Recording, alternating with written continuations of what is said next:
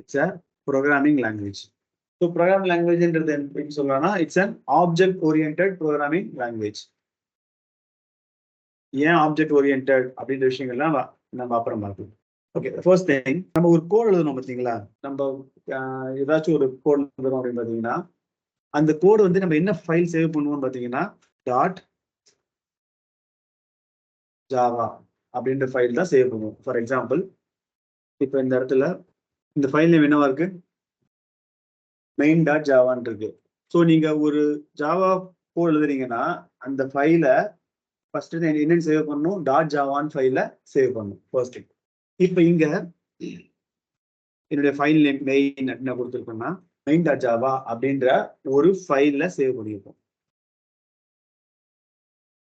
ஓகேங்களா. இப்போ நம்ம என்ன பண்ணலாம்னா இதுக்கு மேல ஆன்லைன்ல பண்ணாம நம்ம லோக்கல்ல எக்ஸாம்பிள் கொடுப்போம். ஸோ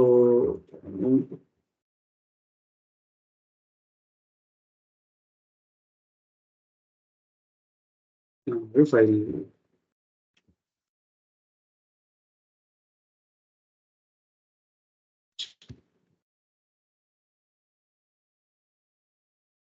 இந்த கோட் டவுன்லோட் பண்றேன்.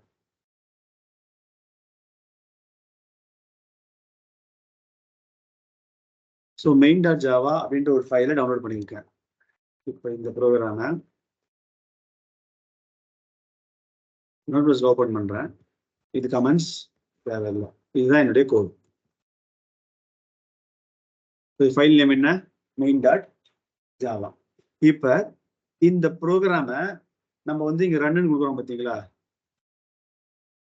ஸோ ரன்னு கொடுக்கும்போது இந்த ப்ரோக்ராம் எக்ஸிக்யூட் ஆகி இது பிரிண்ட் ஆகுது. ஆக்சுவலா இதோட பேக்ரவுண்ட் என்ன நடக்குது அப்படின்னு பாத்தீங்கன்னா ஃபர்ஸ்ட் ஸ்டெப் என்ன பண்ணணும் பாத்தீங்கன்னா இந்த ப்ரோக்ராம் கம்பைல் ஆகும். main.java அப்படின்ற ப்ரோக்ராம் கம்பைல் ஆகி main.classன்ற ஒரு ஃபைல் ஜெனரேட் ஆகும். இதுக்கு பேரு தான் பைட் கோடுன்னு சொல்லுவாங்க. இதுக்கு பேர் என்னது, சோர்ஸ் கோடுன்னு சொல்லுவாங்க. அதாவது கோட் எழுதுறோம், சோர்ஸ்னா ஆரம்பம், நம்ம தான் அந்த கோடை கிரியேட் பண்றோம், சோர்ஸ் கோடுன்னு சொல்லுவாங்க. இதை கம்பைல் பண்ணோம்னா ஜாவா என்ன பண்ணுவான், கம்பைல் பண்ணி main.classன்னு சொல்லி ஒரு ஃபைலா மாத்துவான். Step number 1. இந்த கம்பைல் பண்றதுக்கு அவனே ஒரு ப்ரோக்ராம் கொடுத்துருப்பான், ஜாவாசி main.java அப்படின்ற ஜாவாசின்றது கமாண்ட். main.javaன்றது எந்த ஜாவா ஃபைல நான் கம்பைல் பண்ணி கிளாஸ் ஃபைலா மாத்தணும், அவ்வளவுதான் இந்த விஷயம். ஸோ இப்போ இந்த ப்ரோக்ராமுக்கு நான் என்ன பண்றேன்னா ஜாவாசி main.java. ஸோ என்ன ஜாவாசி எதுக்கு யூஸ் ஆகுது, ஜாவாசின்றது ஒரு கம்பைலர். அது என்ன பண்ணும், கம்பைல் பண்ணும். கம்பைல்னா ஒரு ஃபார்மேட்ல இருந்து இன்னொரு ஃபார்மேட்டுக்கு கன்வெர்ட் பண்ணும். இப்ப கம்பைல் பண்ணியாச்சு. இப்போ என்ன கிரியேட் ஆயிருக்குன்னு பாத்தீங்கன்னா main.classன்னு ஒரு ஃபைல் கிரியேட் ஆயிருக்கு. நான் டெலிட் பண்றேன். இப்ப கம்பைல் பண்றேன். ஸோ என்ன கிரியேட் ஆயிருக்கு, main.classன்னு ஒரு ஃபைல் கிரியேட் ஆயிருக்கும். ஸோ ஃபர்ஸ்ட் ஸ்டெப் என்ன நடக்கும்னா உங்களுடைய ஜாவா ப்ரோக்ராம் கம்பைல் ஆகும். கம்பைல்னா என்னன்னா ஒரு ஃபார்மேட்ல இருந்து இன்னொரு ஃபார்மேட்டுக்கு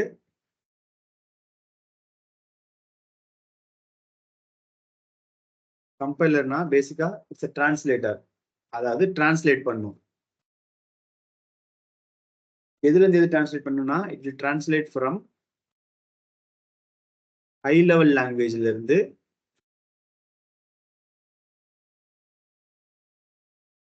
லோ லெவல் லாங்குவேஜுக்கு டிரான்ஸ்லேட் பண்ணும்.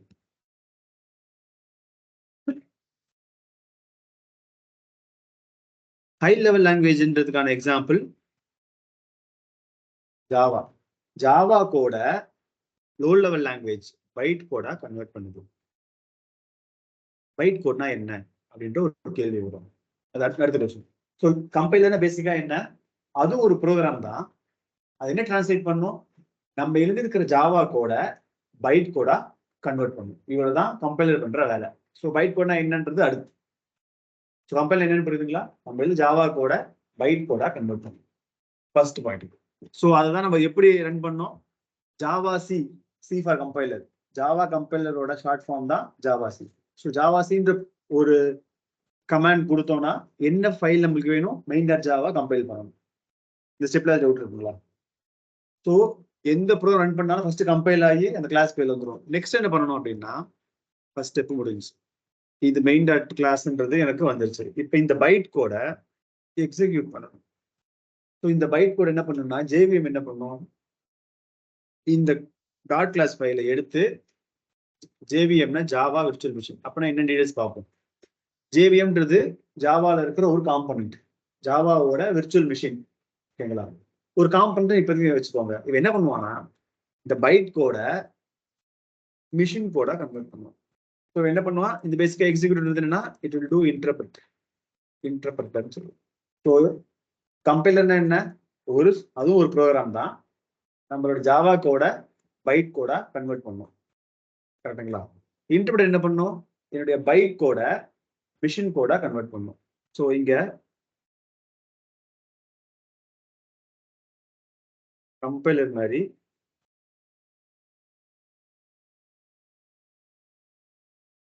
இன்டர்பிரட்டர் என்ன பண்ணும்? டிரான்ஸ்லேட்டர் ஃப்ரம் லோ லெவல் லாங்குவேஜ்ல இருந்து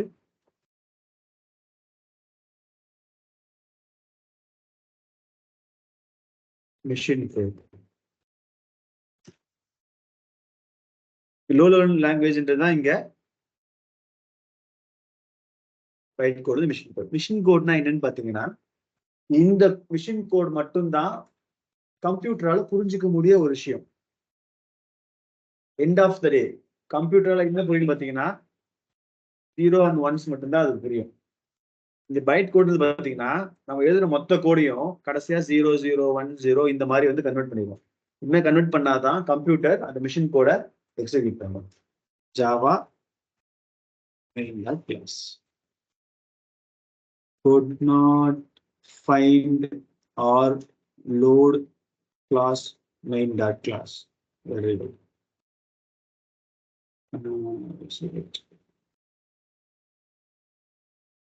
இதுக்கு பேக்கேஜ் கிளாஸ் லோடர் என்னன்னு சொல்லணும். சரி, இந்த எரர் என்னன்றத நம்ம செக் பண்ணலாம். இப்போ இங்க பாத்தீங்கன்னா main.class கொடுக்காம வெறும் மெயின் கொடுக்கும். ஸோ மெயின்றது என்னன்னு பாத்தீங்கன்னா இங்க ஜென்ரேட் ஆன கிளாஸோட நேம், அதாவது இங்க இருக்கிற கிளாஸோட இதுவும் இதுவும் ஃபைல் நேமும் ஈக்குவலா இருக்கணும். ஸோ கிளாஸ் நேம் மெயின்னா அதுக்கு பேர் வந்து main.javaன்னு கொடுக்கணும். ஸோ இப்போ நம்ம என்ன பண்ணோம்? ஒரு கோடை கம்பைல் பண்ணோம், அந்த கோடை ரன் பண்ணிருப்போம். ஸோ .javaன்ற ஒரு ஃபைல் கம்பைல் ஆகி main.classன்னு சொல்லி ஒரு பைட் கோடா வரும். அந்த பைட் கோட ஜாவாக்கு இன்டர்பிரட்டருக்கு நம்ம இன்புட்டா கொடுத்தோம்னா அந்த ப்ரோக்ராம் எக்ஸிக்யூட் ஆகும். ஹலோ வேர்ல்டுன்ற ஒரு ப்ரோக்ராம் எக்ஸிக்யூட் ஆகும். அதாவது நம்ம ரன்னு கொடுக்குறோம் பார்த்தீங்களா? இந்த ஆன்லைன் ஜிடிபியில் நம்ம ரன்னு கொடுக்கும்போது இந்த பேக்ரவுண்ட்ல இதெல்லாம் நடக்கும். ஓகேங்களா? ஸோ ரீஃப்ரெஷ் பண்றேன். உங்களுடைய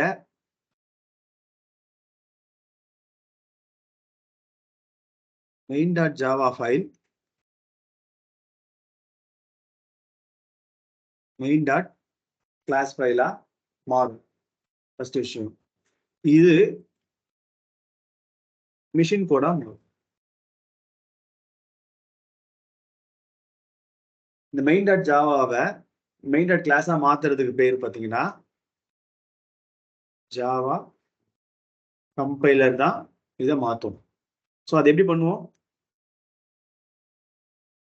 ஜாவா சி main.java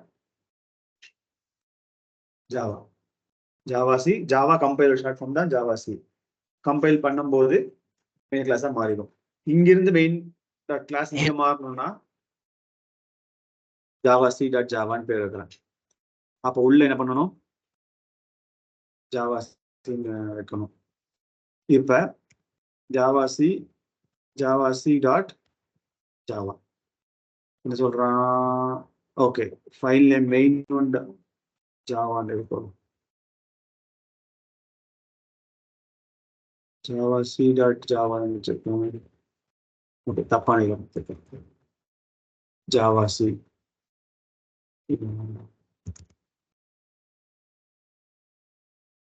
இப்ப ஜாவாசி என்ன பேர்னா வைக்கலாம், சில நேமிங் கன்வென்ஷன் இருக்கும். ஜாவாசி டாட் கிளாஸ்ன்னு சொல்லி ஒரு ஃபைல் வந்து கிரியேட் ஆயிருக்கு. ஸோ நம்ம கம்பைல் பண்ணும்போது நம்ம ஜாவா ஃபைல்ல இருந்து கன்வெர்ட் ஆகி ஒரு கிளாஸ் ஃபைல் கிரியேட் ஆகும். அடுத்து ஜாவாசி ஹலோ வேர்ல்ட் அப்டேட்ன்ற வேல்யூ. ஸோ பாயிண்ட் என்ன, ஜாவா கம்பைலர். ஸோ இந்த மெயின் டாட் கிளாஸ் இருக்கு பார்த்தீங்களா, இதுதான் பைட் கோடு. இத என்ன பண்ணுவான், ஜேவிஎம் என்ன பண்ணுவானா, இந்த பைட் கோட மெஷின் கோட கன்வெர்ட் பண்ணுவான்.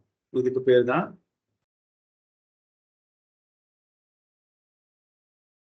இன்டர்பிரட்டர். ஸோ இதை எப்படி ரன் பண்ணுவோம், ஜாவா வெறும் மெயின் அந்த கிளாஸ் நேம் ஃபைல் நேம் மட்டும் கொடுப்போம். மெயின் டாட் கிளாஸ் அப்படின்னு சொல்லியிருக்கு பார்த்தீங்களா, இதை வந்து சொல்லுவாங்க பிளாட்ஃபார்ம் இண்டிபெண்டன்ட் சொல்லி சொல்லுவாங்க. என்ன அர்த்தம்னா, இந்த மெயின் டாட் ஜாவா ஃபைல நம்ம கம்பைல் பண்ண உடனே மெயின் டாட் கிளாஸ் ஃபைல் இருக்கு பார்த்தீங்களா, இந்த மெயின் டாட் கிளாஸ் ஃபைல பார்த்தீங்கன்னா நீங்க விண்டோஸ், இது வந்து ஒரு ஆப்ரேட்டிங் சிஸ்டம், இந்த விண்டோஸ்ல ஒரு ஜாவா இன்ஸ்டால் பண்ணியிருந்தீங்கன்னா ஸோ இந்த main dot class file execute ஆகும். இதே ஒரு லினக்ஸ், இது ஒரு ஆப்ரேட்டிங் சிஸ்டம். இதே மாதிரி எந்த ஒரு சோலாரிஸ், இந்த மாதிரி நிறைய ஆப்ரேட்டிங் சிஸ்டம் இருக்கு. ஸோ எந்த ஆப்ரேட்டிங் சிஸ்டம்ல நீங்க வேணாலும் இந்த ஜேவிஎம் ஜாவா இருந்துச்சுன்னா இன்ஸ்டால் பண்ணியிருந்தீங்கன்னா இந்த மெயின் டாட் கிளாஸ் ஃபைல எக்ஸிக்யூட் பண்ண முடியும். அதாவது பிளாட்ஃபார்ம் இண்டிபெண்டன்ட்னா எந்த இதில் பிளாட்ஃபார்ம் சொல்லுவாங்க, ஆப்ரேட்டிங் சிஸ்டம் ஒரு பிளாட்ஃபார்ம், ஒரு இடம்னு வச்சுக்கோங்க. இந்த எந்த ஓஎஸ்ல வேணா என்னுடைய கிளாஸ் ஃபைல என்னால ரன் பண்ண முடியும். அதனால இதை பிளாட்ஃபார்ம் இண்டிபெண்டன்ட். ஸோ எந்த பிளாட்ஃபார்ம்ல வேணா இது வந்து ரன் ஆகும் அப்படின்றதுக்கான அர்த்தம் தான் பிளாட்ஃபார்ம் இண்டிபெண்டன்ட்னா அது டிபெண்ட் பண்ணி கிடையாது. இண்டிபெண்டன்ட்னா நான் இண்டிபெண்டன்ட் அப்படின்னா நான் யாரும் டிபெண்ட் பண்ணி இல்லைன்னு அர்த்தம். நான் டிபெண்டன்ட் அப்படின்னா நான் வந்து யாரோ ஒருத்தர் டிபெண்ட் பண்ணியிருக்கேன்னு அர்த்தம்.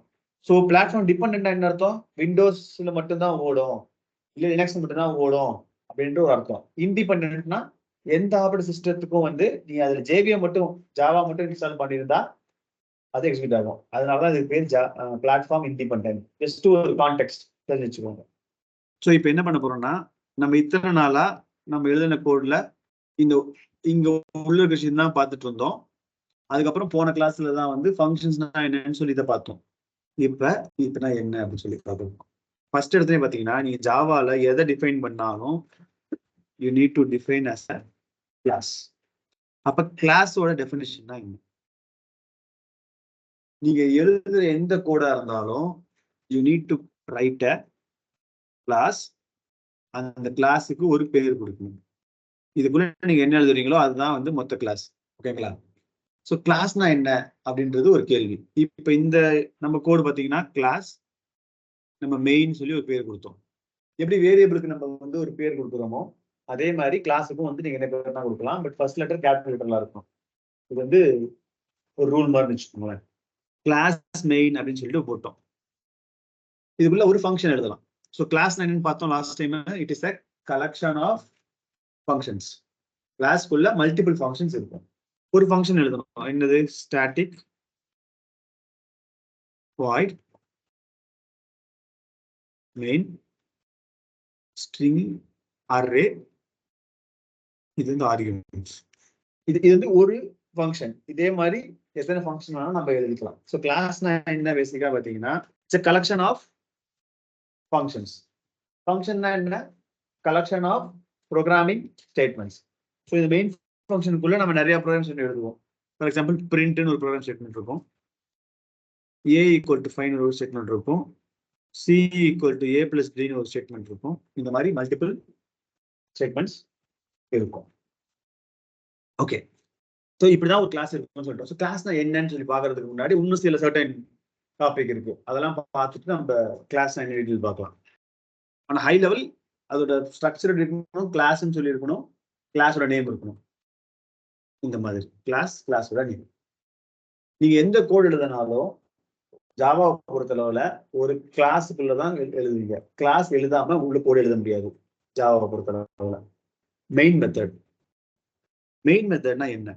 நான் ஒரு கிளாஸ் எழுதியிருக்கேன், அந்த கிளாஸுக்குள்ள மல்டிபிள் மெத்தட்ஸ் நம்ம கொடுக்கலாம். இப்ப நான் என்ன பண்றேன், ஒரு கிளாஸ் எழுதுறேன் இங்க, static void print statement system dot out dot println test அப்படின்னு ஒரு இதை பிரிண்ட் பண்றேன். ஹலோ வேர்ல்ட் அப்டேட்னு பிரிண்ட் ஆகும். அதுக்கப்புறம் ஸ்டேட்மெண்ட்டை கால் பண்ணியிருக்கேன். மொத்தம் 2 ஃபங்க்ஷன் இருக்கு. ஜாவா சீன் ஃபைல் நேம் வச்சிருக்கோம்.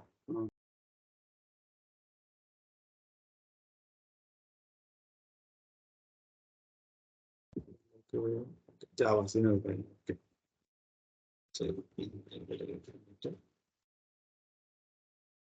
main java மாத்திட்டேன். மெயின் மாத்திட்டேன். இப்போ இந்த கோட் ரன் பண்றேன், கம்பைல் ஆயிடுச்சு. ஸோ எனக்கு இந்த இடத்துல மெயின் கிளாஸ்னு ஒரு ஃபைல் வந்துருச்சு, ஜாவா மெயின். ஸோ என்ன வந்திருக்கு, ஹலோ வேர்ல்ட் அப்டேட்டட் டெஸ்ட்னு சொல்லி வந்திருக்கு. இப்போ இதுல 2 மெத்தட் இருந்தாலும் ஃபர்ஸ்ட் எடுத்தோன்னே எந்த மெத்தட் ஸ்டார்ட் பண்ணிருக்கு, மெயின் மெத்தட் தான் ஸ்டார்ட் ஆயிருக்கு. ஃபர்ஸ்ட் எடுத்து மெயின் மெத்தட் இருந்திருக்கு. ஸோ நான் இங்க மெயினுக்கு பதிலாக மெயின் வாட்னு ஒரு ஃபங்க்ஷன் இருக்கு. இப்போ இந்த ப்ரோக்ராம்ல மெயின் மெத்தடுன்ற ஒரு மெத்தடே கிடையாது. இப்போ என் ப்ரோக்ராமை கம்பைல் பண்ணனா இங்க என்ன இருக்கும் பார்த்தீங்க அப்படின்னா, கம்பைல் ஆகி ஒரு கிளாஸ் பேர் வந்திருக்கும். அதை நான் ரன் பண்றேன் அப்படின்னா என்ன எரர் சொல்றான், மெயின் மெத்தடே எனக்கு இல்லைன்னு சொல்றான். லிட்டரலா ஒரு வீட்டுல கதவே இல்லாத மாதிரி கணக்கு. ஸோ கதவு தான் என்ட்ரி பாயிண்ட். ஸோ வீடுக்குள்ள போகணும்னா கதவு திறந்தா போகணும். அதே மாதிரி ஒரு ஜாவா ப்ரோக்ராம் நீங்க எக்ஸிக்யூட் பண்ணணும்னா அதோட என்ட்ரி பாயிண்ட்னு பாத்தீங்கன்னா மெயின் ஃபங்க்ஷன். மெயின் ஃபங்க்ஷன் இல்லை அப்படின்னா அந்த எரர் பார்த்தீங்கன்னா main method not found in class main. Generate ஆன அந்த கிளாஸ்ல பாத்தீங்கன்னா மெயின் மெத்தட்னு ஒன்று கிடையாது. Please define the main method as, இந்த மாதிரி ஒரு மெயின் மெத்தட் வந்து நீங்க டிஃபைன் பண்ணுங்கன்னு சொல்றோம். ஸோ பாயிண்ட் என்ன, ஒரு ஜாவா கிளாஸ் நீங்க எக்ஸிக்யூட் பண்ணணும்னா கண்டிப்பா மெயின் மெத்தட் இருக்கணும். மெயின் மெத்தட் இல்லை அப்படின்னா எரர் சொல்லுவோம். Main method is the entry point for a program execution. ஒரு ப்ரோக்ராம் எக்ஸிக்யூட் ஆகுதுன்னா ஃபர்ஸ்ட் எடுத்தோடனே அந்த கோட்ல இருக்கிற மெயின் மெத்தட் தான் பார்ப்பான், அதுக்கு உள்ள இருந்து தான் ஆரம்பிப்பான். அதுதான் உங்களோட என்ட்ரி பாயிண்ட். ஸோ இப்போ நான் மெயின் மெத்தடு போட்டேன், கம்பைல் பண்றேன், ரன் பண்றேன், எனக்கு ரன் ஆயிடுச்சு. இன்னொரு விஷயம் என்னன்னு பார்த்தீங்கன்னா, இந்த ப்ரோக்ராமை நான் கால் பண்ணவே இல்லை, அதாவது இந்த ஃபங்க்ஷனை நான் கால் பண்ணல. இப்போ நான் கால் பண்ணல, ஸோ கம்பைல் பண்றேன், ரன் பண்றேன், எனக்கு டெஸ்ட்ன்ற ஒரு ஸ்டேட்மெண்ட் பிரிண்டே ஆகல. அதாவது இந்த ஸ்டேட்மெண்ட் பிரிண்ட் ஆகல, ஏன்னா இந்த ஃபங்க்ஷனை டிஃபைன் பண்ணியிருக்கனே தவிர இவனை கால் பண்ணவே இல்லை. இங்கிருந்து இந்த ஃபங்க்ஷனை கூப்பிட்டா மட்டும்தான் அங்கிருந்து கால் ஆகும், இந்த ஸ்டேட்மெண்ட் உள்ள ஸ்டேட்மெண்ட் எக்ஸிக்யூட் ஆகும். இங்க நான் கூப்பிடவே இல்லை, எக்ஸிக்யூட் ஆகல. ஸோ பாயிண்ட் என்ன, ஒரு ஃபங்க்ஷனை டிஃபைன் பண்ணா மட்டும் பத்தாது, அந்த ஃபங்க்ஷனை நீங்க கால் பண்ணா மட்டும்தான் அந்த ஃபங்க்ஷன் உள்ள இருக்க ப்ரோக்ராம் எக்ஸிக்யூட் ஆகும். ஜாவானா என்ன அப்படின்னு பாத்தீங்கன்னா,